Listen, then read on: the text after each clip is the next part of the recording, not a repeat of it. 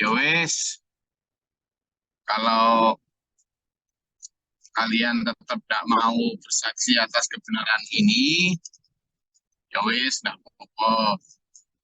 Toh ada Allah yang tetap menjadi saksi. Dan Allah itu jangan khawatir Muhammad, gitu ya, untuk menenteramkan hati beliau yang banyak ditentang oleh umat, yang banyak didurhakai. Tidak hanya itu, tapi ya banyak dihina, banyak dicaci, dan seterusnya. Nah, menghadapi itu Allah memberi ketenangan. Tidak apa-apa Muhammad, kata Allah. Apa? Eh, aku ini menurunkan Al-Quran ini, wahyu ini kepada kalian, kepadamu Muhammad, itu dengan ilmunya Allah. Bi'ilmihi. Coba. Ini jangan, bi'ilmihi ini, ilmunya Allah itu luas dulu. Luas sekali. Harusnya dengan kita memahami bahwa ilmu Allah itu luas, nanti kita itu akan menjadi hamba yang humble banget, yang haunan, Udah. Jadi kalau saya lihat ya, orang sombong itu memang orang nggak tahu diri ya. Artinya nggak tahu diri, nggak bisa ngukur diri.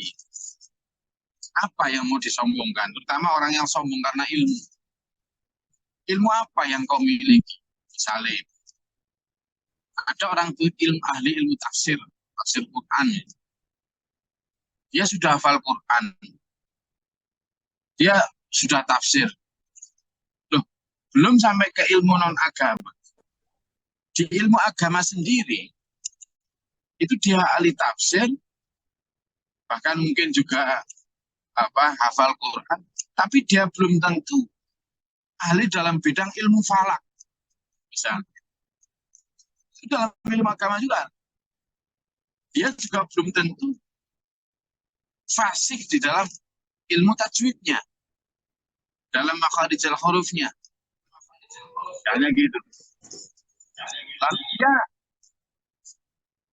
dalam bidang agama sendiri, mungkin dia ahli dalam bidang ilmu huruf atau ilmu tafsir itu tadi. Tapi dia belum tentu ahli dalam bidang ilmu ulumul hadisnya. Jadi cabang-cabang ilmu itu pun ilmu yang sudah dikenal manusia. Padahal di luar ilmu agama masih banyak ilmu lain yang juga manfaat. Manajemen saja dibagi-bagi banyak itu. Mulai dari manajemen kepemimpinan, manajemen ekonomi, manajemen keuangan, sama manajemen sumber daya manusia, macam-macam. Gitu. Manajemen pemerintahan, ada manajemen rumah sakit pula ada sendiri. Manajemen pendidikan, ngerti belas itu orang yang ahli tafsir itu. Gitu kan? Nah, tetapi orang yang ahli dalam pendidikan pun pendidikan apa? Pendidikan non formal, pendidikan apa? Filsafat, pendidikan psikologi, manajemen apa? Banyak sekali. Pendidikan pun sangat banyak, ada cabang-cabangnya. Lah kalau sudah demikian, belum nanti ilmu kemiliteran, belum lagi nanti ilmu ekonomi. Ekonomi apa? Ekonomi bisnis, ekonomi eh, kesehatan, macam-macam. Khusus ekonomi kesehatan itu ada. Istilah dulu. Belum di luar ilmu itu ada ilmu-ilmu lain yang misalnya cara menyelam. Misalnya kayak suku Bajo itu. Dia bisa menyelam itu lebih dari 10 menit. 10 menit. 1 menit aja coba kalau berani. Dia bisa, ada ilmunya. Nah itu jangankan kok ahli tafsir. Orang TNI yang misalnya komando pasukan kata aja belum tentu bisa itu. Itu misalnya di militer nanti ada kecabangan ilmu, ya Allah, luas sekali. Ilmu pertanian itu loh. Orang yang ahli menanam padi belum tentu ahli menanam bubis. Orang yang ilmu peternakan, orang yang ahli ternak ayam, kalau disuruh rawat kuda ya tidak bisa. Tidak bisa.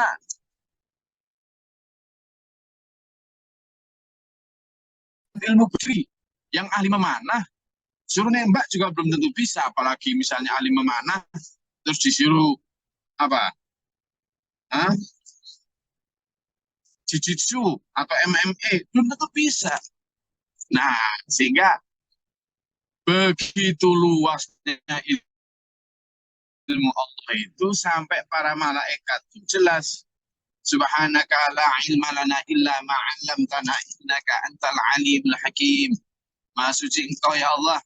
La ilma lana, kami tidak punya ilmu apa-apa illa kecuali ma 'allamta, apa yang telah Engkau ajarkan lana kepada kami. Innaka semuanya Engkau lah antal alimul hakim. Engkau lah yang semuanya yang maha paham mengetahui dan maha bijaksana. Lalu Allah pun berfirman, wa ma utitu minal ilmi illa qalilah, dan tidaklah diberikan ilmu kepada manusia itu kecuali sedikit. Alah mas, Pak, Bro, Pak Yai, Pak siapapun kita ini, udahlah, ndak usah merasa menepuk dada. Sampean itu pun kalaupun ahli dalam bidang yang sampean pahami, itu ndak ahli dalam bidang lain. Nggak usah sok-sokan, gitu kan? Iya, makanya saya kadang itu, ya Allah, belajar dari orang-orang di sekitar itu kayak dalam perjalanan gitu. Oh, banyak sekali pelajaran yang saya bisa ambil. Ini saya masih di tol.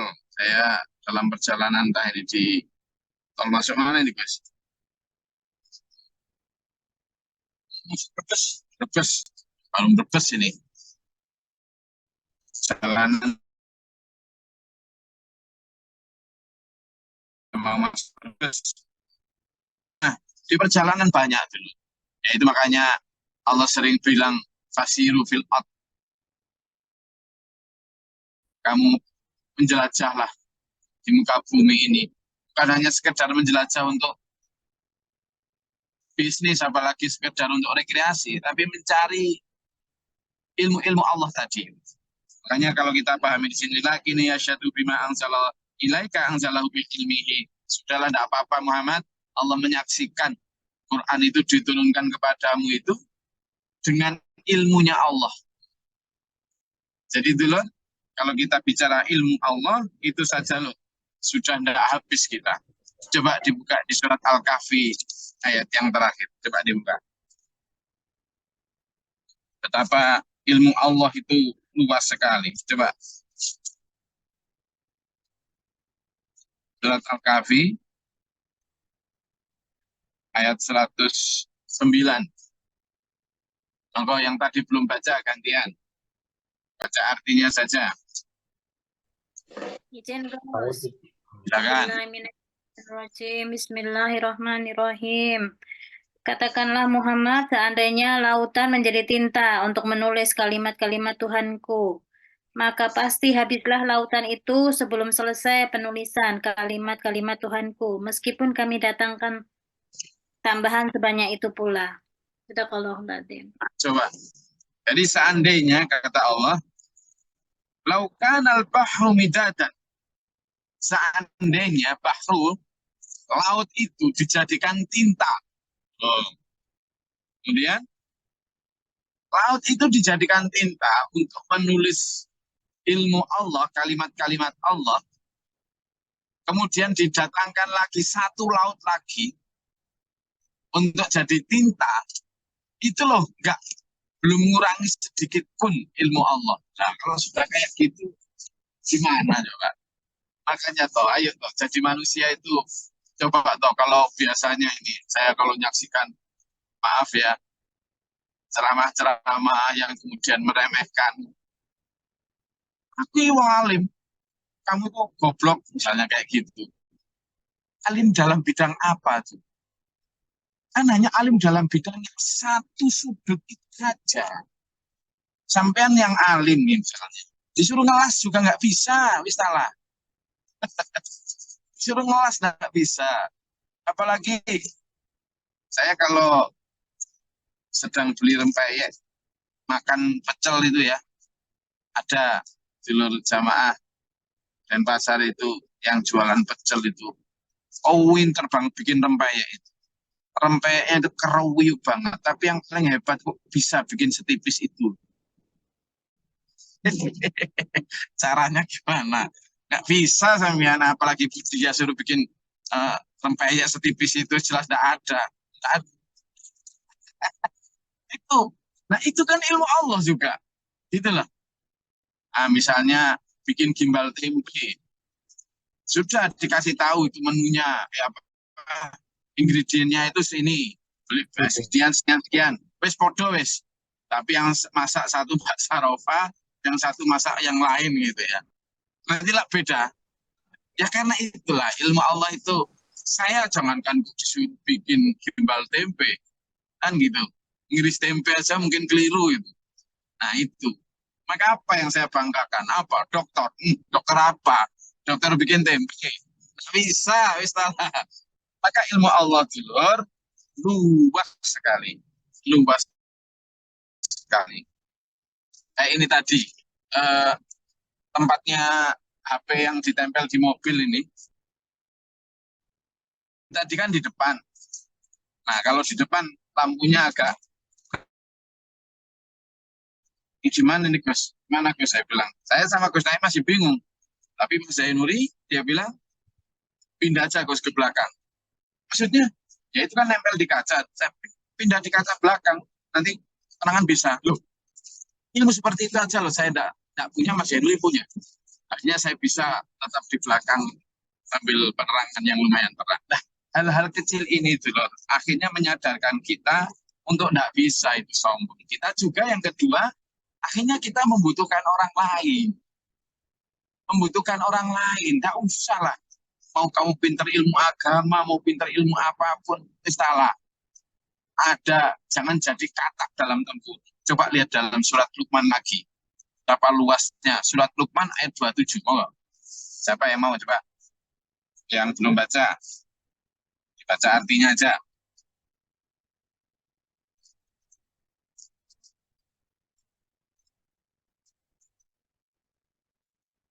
Sudah?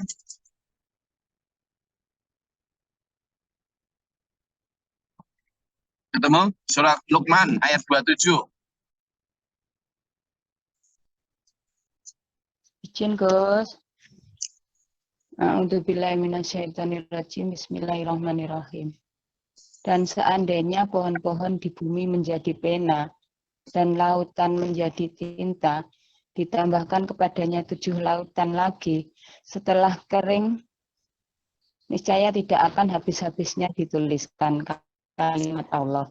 Sesungguhnya Allah Maha Perkasa bijaksana. Jadi kalau di ayat 109 surat Al-Kahfi tadi hanya disebutkan laukan al-bahru, al-bahru satu lautan gitu ya. Kalau ditambahkan satu lautan lagi untuk jadi pena. Dalam surat Luqman ini dipertegas, seandainya kamu datangkan 7 lautan, ya, 7 lautan lagi untuk menuliskan kalimat Allah, itu loh, ilmu Allah itu nggak akan habis, nggak akan berkurang, loh gitu. Nah ini kan menunjukkan betapa ya Allah lah kalau coba tuh 7 lautan itu jadi pena dan ada yang ditambahkan dalam hadis itu seluruh pohon dijadikan penanya. Nah sementara seluruh lautan tambah 7 lautan dijadikan tinta. Itu belum habis ilmu Allah. Betapa luasnya ilmu Allah ya. Dan makanya wakafa billahi syahida, sudahlah nanti malaikat yang jadi saksi, Allah juga yang jadi saksi. Wes manusia tidak mau jadi saksi ya apa-apa. Innalladzina kafaru wa saddu an sabilillahi qad dhallu dhalalan ba'ida. Orang yang sudah ingkar dan tidak mau percaya akan kebenaran Allah itu benar-benar dalam kesesatan yang nyata. yang jauh. Jauh itu berarti kalau misalnya arahnya ke barat, kalau masih ke arah barat daya gitu masih tersesat tapi nggak jauh. Tapi kalau arah kebenaran itu ke barat, lalu kemudian dia ke arah timur, nah itu loh yang jauh banget ya. Wong disuruh nyembah Allah kok nyembah harta, nah itu kan jauh banget. Wong disuruh menjaga aurat kok malah mengumbar aurat, nah itu kan dolalam ba'idah namanya.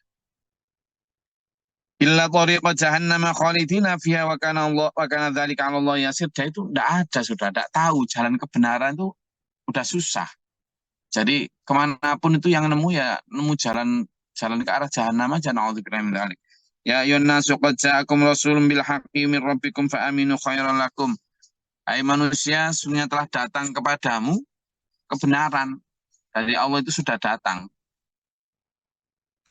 Akan lebih baik bagi kamu untuk beriman, tapi memang ya kalimat khairun itu better. Itu ya dari sisi duniawi nggak kelihatan sekarang. Baik itu kelihatannya nanti di akhirat. Oh ternyata beriman itu lebih baik ya, itu nanti tapi nggak sekarang. Wa in takfuru fa inna lillahi ma fis samawati wal ard wa kana Allahu aliman hakima. Wes, kalaupun tapi kamu sudah disuruh beriman nggak mau, masih tetap ingkar, nggak apa-apa itu urusanmu. Toh walillahi ma fis samawati wal ard. Allah ini yang punya langit dan bumi. Kamu percaya, enggak apa-apa. Itu banyak itu dalam surat Al-Isra juga disebutkan, Qul aminu aw la tu'minu. Kamu berimanlah atau enggak beriman, karepmu. Gitu. Karepmu, gelem gak gelem karepmu. Nah kalau sudah di karepmu Allah gitu kan ya kita yang rugi gitu loh. Gitu loh. Ya, saya rasa itu kajian kita. Monggo kalau kita bisa diskusikan. Ada yang mau ditanyakan atau dinyatakan terkait ayat ini atau dalam topik lain, silakan.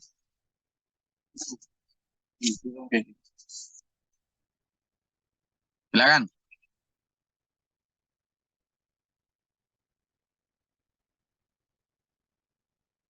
Oh, kita hangatkan dengan diskusi, dengan tanya jawab, dengan usulan-usulan. Silakan.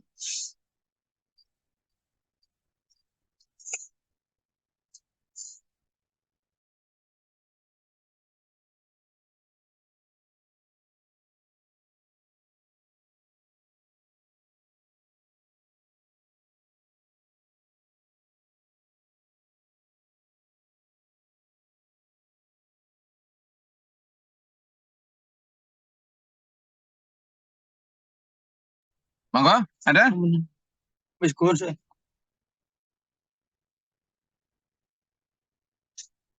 silakan Pak Jo.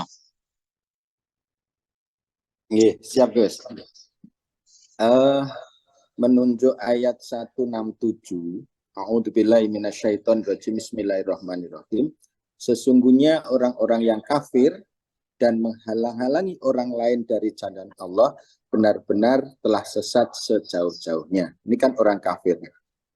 Peristiwa yang baru terjadi nih Gus, kayak di Surabaya kemarin. Ada yang orang dalam tanda petik itu sebenarnya beriman, tapi menghalang-halangi kajian, pengajian, dan sebagainya. Apakah masuk dalam kategori ini, Gus? Matur suwun.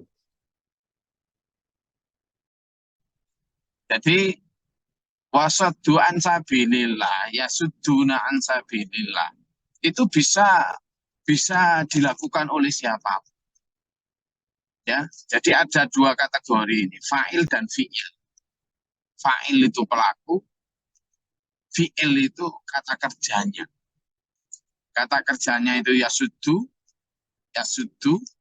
atau soda yasuddu, menghalangi. Yang fa'ilnya siapa? Ya bisa kafaru, bisa orang-orang yang sepertinya aman, bisa sepertinya orang yang muslimu, kan gitu. Jadi siapapun, kalau siapapun tidak dikategorikan, artinya orang Islam juga bisa menghalangi jalan kebenaran, orang mukmin yang kelihatan mukmin juga bisa menghalangi kebenaran. Makanya coba itu ada itu dalam ayat yang sudah sebelumnya kita baca itu. Ya ayyuhalladzina amanu aminu, kan gitu. Wahai orang-orang yang beriman, berimanlah. Orang beriman masih disuruh beriman. Karena apa? Ya itu tadi, kadang-kadang di lahirnya sudah beriman, tapi dalam prakteknya itu masih sering melakukan hal-hal seperti orang yang tidak beriman. Nah, kan gitu. Makanya dalam ayat-ayat yang sebelumnya kita diajak mengenali sifat-sifat munafik, ya kan?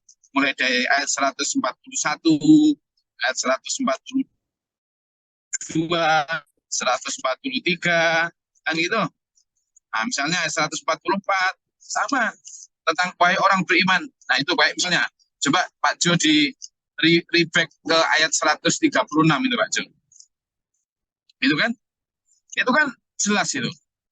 Jadi kamu itu ya ayyuhalladzina amanu, aminu kan gitu. Ayat 136 itu. Hai orang-orang yang beriman, berimanlah. Berarti ada yang lahirnya beriman tapi belum beriman. Ya kan gitu. Bagaimana cirinya? Ya, dia ngomong saya telah beriman kepada Allah, Rasul ini dan sebagainya.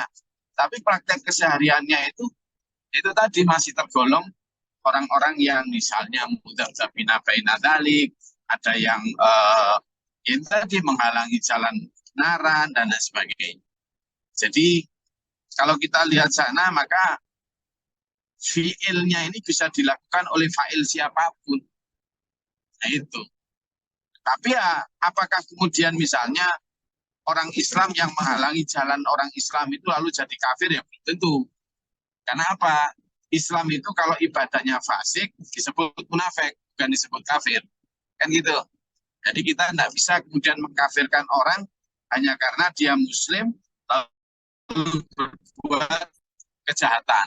Dia tidak otomatis kafir, tapi ada kategori selanjutnya. Ada Islam yang fasik, ada dosa, ada Islam yang kemudian sekedar khilaf.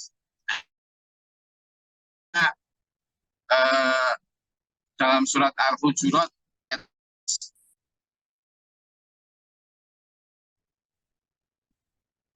Al-Hujurat ayat itu kan jelas menunjukkan, nanti akan kita pelajari. Ada orang yang mengatakan, qalu amanah, saya beriman ya Allah, ya Rasul. Anda kamu belum iman, kamu baru Islam. Gitu. Di ayat itu. Nah, itu menunjukkan ada tingkatan strata standarisasi, kualitas, sampai kriteria. Gitu. Nah, kenapa kok begitu ya? Bisa jadi dia sudah syahadat, sudah sholat, sudah ini, tapi masih memiliki perilaku-perilaku fasad, masih memiliki perilaku-perilaku fasik. Nggak usah jauh-jauh yang sampai misalnya menghalang-halangi seperti itu. Di kita pun sering kan masih memiliki sifat-sifat fasad atau sifat-sifat fasik. Jadi failnya seperti itu. Lalu terkait kafir misalnya. Kafir itu kan status ya. Jadi pamang kafaro misalnya. Dan barang siapa yang ingkar. Nah ingkar ini, kafir ini. Itu kalau fiilnya disebut kafaro, mengingkari. Kalau failnya disebut kafir. Kafir, alifnya. Kafir berarti ingkar. Orang yang ingkar kepada Allah ya kafir seperti halnya yang non-muslim misalnya. Tetapi kalau kafir dalam ingkar nikmat Allah, ya kita muslim pun kadang ingkar terhadap nikmat Allah. Kalimat yang dipakai Allah sama.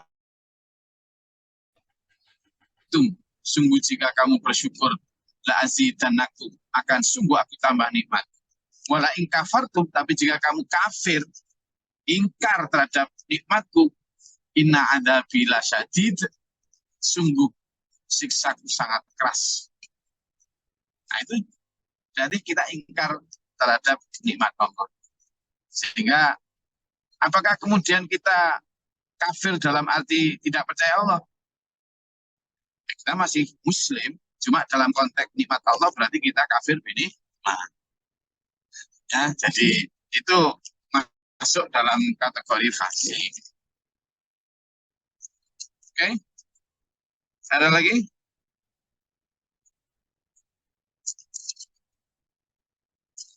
Silakan.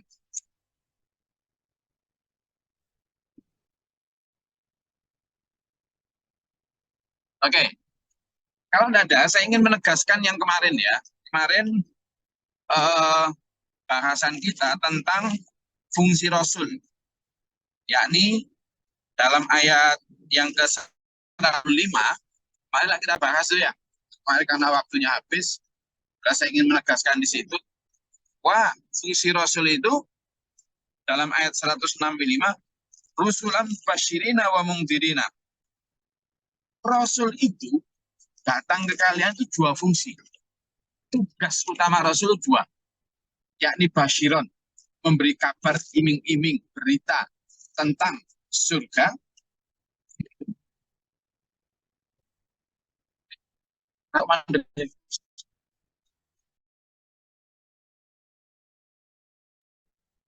Lalu nadhiron, memberi peringatan, ancaman akan neraka. Basyiron, menunjukkan hidayah ila thoriqul jannah, gitu kan? Nadhiron, menunjukkan thoriqul jahannam tadi.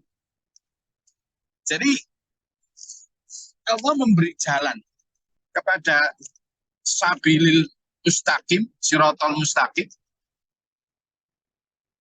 Allah juga memberi jalan, menunjukkan ini loh, kalau kamu memperturutkan hawa nafsu, kamu masuknya ke neraka jahanam. Jadi imbang. Maka begini dulu, kalau kita ini jadi para pewaris Nabi, harusnya, ya, pewaris Nabi nih, harusnya kita juga harus adil, imbang di dalam memperingatkan. Misalnya saya mau jadi dai atau pemberi, dia sampaikan ada basyiron, kabar tentang pahala, tentang melaksanakan ini pahala, ini ganjaran, ini surga, dan lain sebagainya. Tapi juga sampaikan tentang nadhiron. Kalau sama melakukan ini, maka pahalanya terkurangi, malah dapat dosa, akan ada neraka. Sampaikan. Artinya kita itu adil. Gitu. Terhadap diri juga begitu. Bahwa ada kiri dan ada kanan. Di kiri ada catatan amal jelek yang juga ditimbang. Di kanan ada tambatan amal baik yang juga ditimbang. Nah, manusia, ini maksud saya, Rasul itu menerangkan tentang basyiron, berita gembira surga, nadhiron, disampaikan oleh para ahli agamanya basyiron, berita surga. Nadhiron nggak disampaikan. Akhirnya begitu nyampe di keluarga-keluarga atau di pribadi-pribadi, orang itu bobokkan oleh basyiron ini. Sehingga jarang mewaspadai yang nadhiron. Sehingga orang lebih pintar menghitung pahala, tapi jarang menghisap dosanya. Maka dia kadang tidak balance, karena lebih pintar menghitung pahalanya, sehingga dia merasa sudah baik terus. Padahal di sisi lain dosanya juga menumpuk. Nah, padahal ketika dosa menumpuk, nanti meskipun kecil, itu akan menjadi pemberat timbangan sebelah kiri.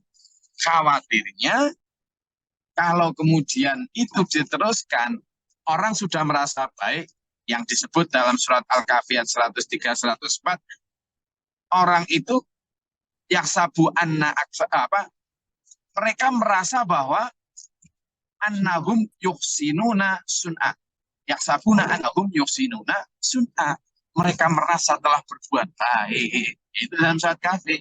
Padahal orang yang merasa berbuat baik itu akan dhalla sa'yuhum fil hayatid dunya. Mereka sia-sia amalnya di dunia. Kan eman gitu. Sudah pun sholat, syahadat, puasa, zakat, haji, banyak pahalanya sebenarnya. Tapi di sebelah kiri ngerasani, ngelok, noria, ngundat-ngundat, menghina sesama, sombong, macam-macam.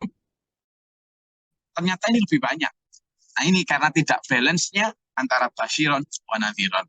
Sehingga apa? Ya memang yang menyampaikan basyiron tok sambil guyang-guyang, apalagi sambil joget-joget, itu memang ya lebih banyak disukai. Sementara orang yang balance saja, jangankan kok yang nadhiron tok, yang balance saja, yang kadang yang mengabarkan surga, kadang mengabarkan neraka, kadang juga mengabarkan pahala yang sampean dapat, tapi juga ayo mewaspadai penghilang pahala atau dosa yang mungkin muncul.